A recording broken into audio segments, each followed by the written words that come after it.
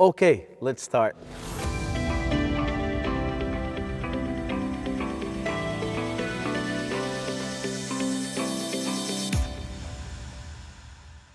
Hi everyone, welcome to another episode of Coffee with Father James.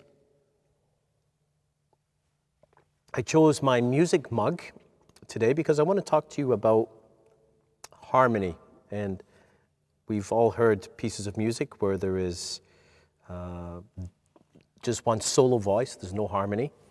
Harmony presumes that there's more than one person, and it presumes that people are reading off the same song sheet in a sense, that there's alignment, and there's a team approach, there's balance, in order to harmonize properly, you've got to be listening. You've got to not just read the music, you've got to actually listen to the sound of your own voice, but also to the sound of the voice of the other person so that you can balance such things as volume, not just pitch, etc. So harmony is a very beautiful thing when it's achieved. It's not an easy thing to achieve. And the kind of harmony I want to talk to you about today is not the harmony done by choirs or musicians. As beautiful as the Advent hymnody is, I want to talk about the harmony between people, between groups of people, between different expressions of the church.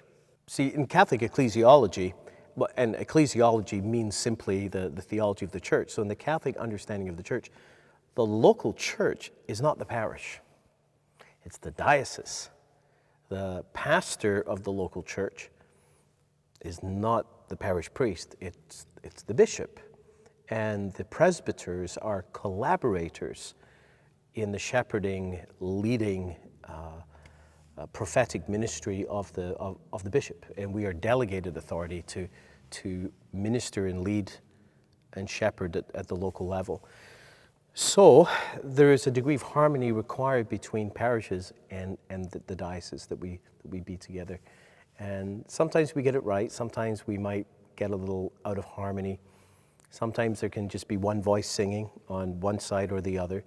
But the church is at its best when we're singing off the same song sheet and there's two distinct voices, but they're harmonized. One of the ways in which that call to harmony is expressed is when we feel our diocesan involvement through such a thing as a diocesan collection. Now, I know some of you are thinking, I figured he'd eventually get around to talking about collections again, but trust me, this is a time when I'm talking about collections that we're harmonizing with the diocesan church, because this is a collection not for our parish, but for the diocese. Now, many of you, if you're signed up to receive parish envelopes, you will have already received through the mail the 2023 Diocesan Mission Collection envelope, which arrived probably around November 26th. And I just want to take a few moments to describe to you what that is about, because I don't know if you're like me, I expect you are, that when asked to give to something, I'd like to know, well, what am I giving to and how are these funds going to be used? And so we did ask that, and we found out that information. And quite simply, this year, as in the past year, the funds raised through this diocesan mission are going to be going to supporting the initiative of the emergency homeless shelters. Now, right away, I know you're saying, well, wait a minute. Didn't you guys just put out the Our Lady of Guadalupe Christmas catalog, and isn't there a way to contribute to those shelters at the parish level? And yes, there is. So I need to back up a little bit and tell you about how all this works. You see, the actual cost of construction and rental of these units is carried by the Archdiocese, and there are 25 of these units all across the province, all across our diocese, which goes everywhere. Our diocese goes from, Amherst to Pugwash to Truro area, and all the way down to Yarmouth. So a good stretch of our province. We have 25 of these shelters. You know that we have 2 of these shelters here in our parish over at the St. Anthony site. We used to have 3, we're down to 2, and we currently have 2 residents. We also have the House of Hope and the basement apartment that we use for transitional housing as well. So we have quite a number of mostly men in that process for emergency housing and transition housing. So the cost of the, the overall cost of these units is covered by the Archdiocese. Also, the Archdiocese covers the cost of a salary for a person to, to help support the residents and the parishes who are helping to support the residents. Even working with volunteers, someone has to support the volunteers, and this is a worthy project, a demanding project that really needs full-time attention of a staff member who's properly equipped. Now, in our own situation, we have Jen Dean working in social outreach. She guides the North Dartmouth campus and all the activities there, including the outreach activities here, and including the work around the emergency homeless shelters.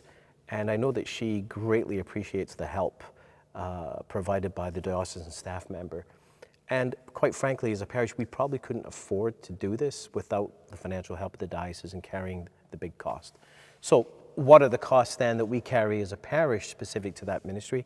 It's again, a portion of Jen's time that goes towards supporting the residents and the normal operating costs, so the costs of the power and the ongoing everyday living. So that's not covered by the diocese.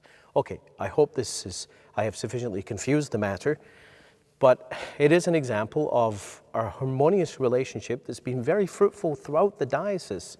And the diocese is simply asking parishioners to contribute to this worthy cause, and so that we can continue to support the homeless in our province.